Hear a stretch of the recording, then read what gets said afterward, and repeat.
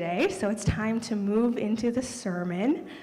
Today, Amelia Cunard, our River Kids director, will be speaking, continuing our sermon series, Renewing of the Mind. I've had a sneak peek at her sermon, and it's really great, so I hope that you enjoy it. All right, Amelia.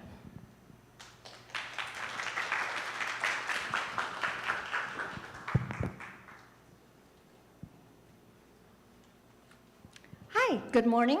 My name is Amelia. Welcome to the river. So,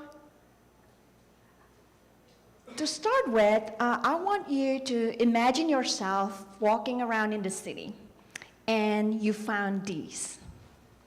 Just a bunch of tomatoes scattered all over the ground. What comes to your mind? Well, for me, the first thing that comes to my mind, somebody must have dropped their groceries.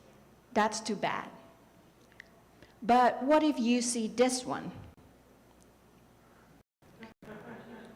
Would you still think that it is an accident? When you notice a pattern or an order, it signals some kind of reasoning or intention, right? So you may think, who would have done this? Is this an experiment or an art thing?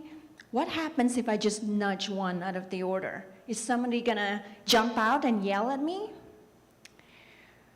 Recognizing pattern is an important skill.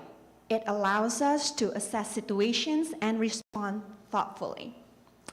In primitive times, recognizing patterns help us learn which fruits are safe to eat and which fruits are dangerous. We would not have been able to farm and grow food if we had not recognized the pattern of our environments, such as the weather pattern and the cycle of plants. We would not have been able to reproduce, survive, and advance as species without this powerful skill of recognizing patterns. But I wonder, how good are we in recognizing patterns that are inside of us? According to the National Science Foundation, an average person has about 12,000 to 60,000 thoughts per day. 95% of these thoughts are repetitive. 80% of these thoughts are negative. Now, if recognizing the patterns of our environment could help us survive and thrive, then recognizing the pattern that are inside of us must be very useful, especially in this quest of renewing our mind, which is the theme of our sermon series this summer. When we repeatedly find ourselves in a similar yet unwanted situation, or when we replay the same scenario over and over again, not knowing why, it might mean that we are caught in a repetitive cycle. Recently, I had a long chat with a friend who is a therapist. And she said that it takes her about 5 months to recognize the patterns of her clients, regularly meeting her clients. And she said that we all have patterns.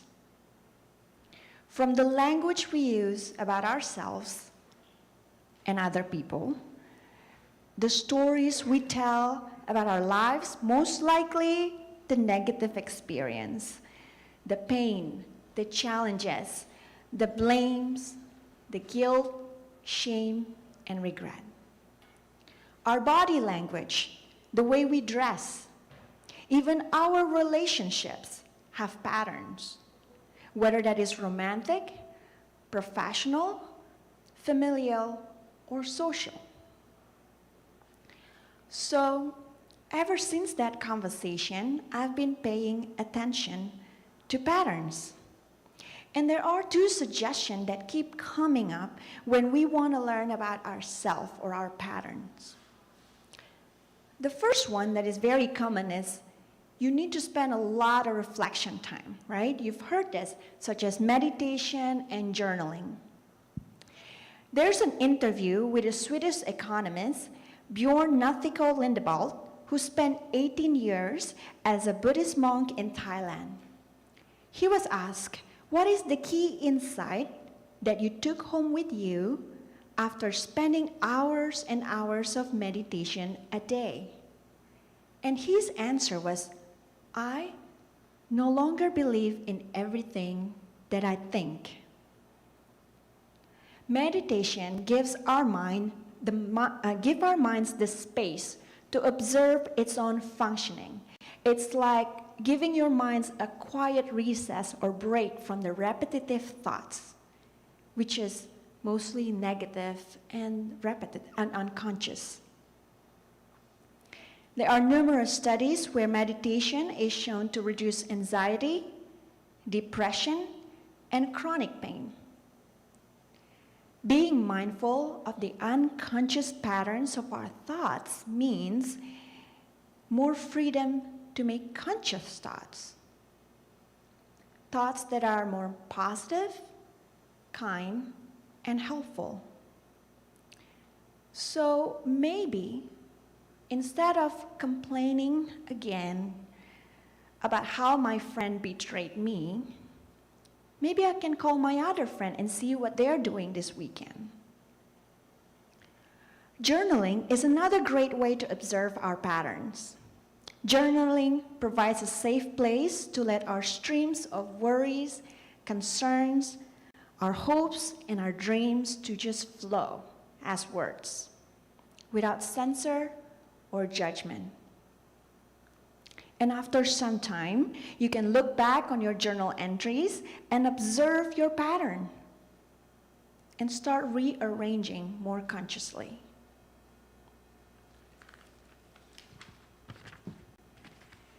In the beginning of our sermon series, Allison Knoll gave us some great tips on how to write a journal as a way to observe our core beliefs and converse with God. So I encourage you to check out her sermon too. Another suggestion that is very common is be connected with people. Last week in his sermon, Mike Eller brought up this quote, "We can't see what we can't see unless someone shows it to us." The Bible recorded a very curious conversation between Jesus and his friend Peter. Prior to his arrest, Jesus predicted that Peter would deny and disown him. Then Jesus told them, "This very night you will all fall away on account of me. For it is written, I will strike the shepherd, and the sheep of the flock will be scattered. But after I have risen, I will go ahead of you into Galilee." Peter replied, "Even if all fall away on account of you, I never will."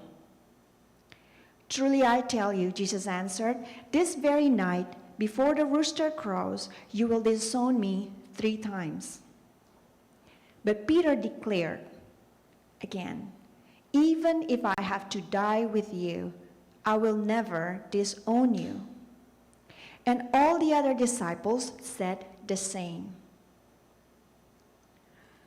Sometimes, what we think about ourselves, what we feel so passionately about, what we claim we are capable of doing or not, can differ greatly from what actually happens. The next passage, "Then seizing him, they led him away and took him into the house of the high priest. Peter followed a distance. A servant girl saw him. She looked closely at him and said, 'This man was with him.' But he denied it. 'Woman, I don't know him,' he said. A little later, someone else saw him and said, 'You also are one of them.'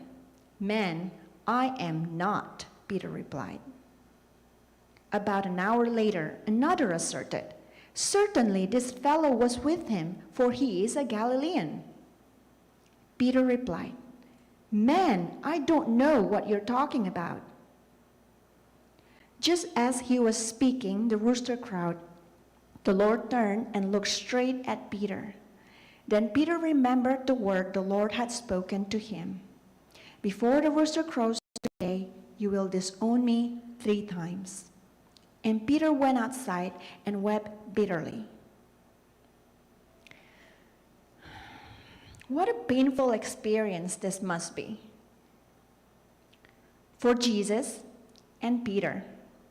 Peter was certain about his love for Jesus. He repeated himself, and his language could not be any stronger. Peter must have thought that he knew himself very well. However, when the fear of being arrested actually came over him, Peter no longer knew Jesus. We cannot know what kind of look Jesus gave him, but that small, silent interaction brought Peter back to himself. Peter must have felt like he felt Jesus. After Jesus' resurrection, as promised, Jesus came back to Galilee to spend time with his disciples, fishing and eating together. When Jesus and the disciples had finished eating, Jesus spoke to Simon Peter. He asked, "Simon, son of John, do you love me more than these others do?" "Yes, Lord," he answered. "You know that I love you." Jesus said, "Feed my lambs." Again, Jesus asked, "Simon, son of John, do you love me?" He answered, "Yes, Lord, you know that I love you." Jesus said, "Take care of my sheep." Jesus spoke to him a 3rd time. He asked, "Simon, son of John, do you love me?" Peter felt bad because Jesus asked him the 3rd time, "Do you love me?" He answered, "Lord, you know all things, you know that I love you." I can't know what Jesus' intention was here, but this I know. When I ask my children at night, "Have you brushed your teeth?" sometimes I had to repeat it. So I would ask again, "Have you brushed using your toothbrush or finger?" Have you brushed with toothpaste? Through these repeated interactions, I often get varied answers. And what I was really doing here was to give my children some time to reflect on their own answers. Because brushing teeth is important. Nobody likes a root canal. I wonder if maybe this is what Jesus was doing with Peter. It's not that Jesus did not understand Peter's answer, or that Jesus did not trust him, although he has reasons not to. Peter just needed to reflect on what he was saying. Maybe Jesus wanted Peter to dig a little deeper inside of himself and understand what he was committing to. When you're in a community like ourselves here, connections mean having a lot of meaningful interactions and conversations where we share and listen, where we affirm and be affirmed or not. Unlike meditation and journaling that are usually done in private, community gives us multiple relationships that can act as mirrors for ourselves. So the more connections we make with others, the more we can observe, the more we can learn and experience ourselves too. If we can recognize the pattern, we can notice where there is an interruption or disruption.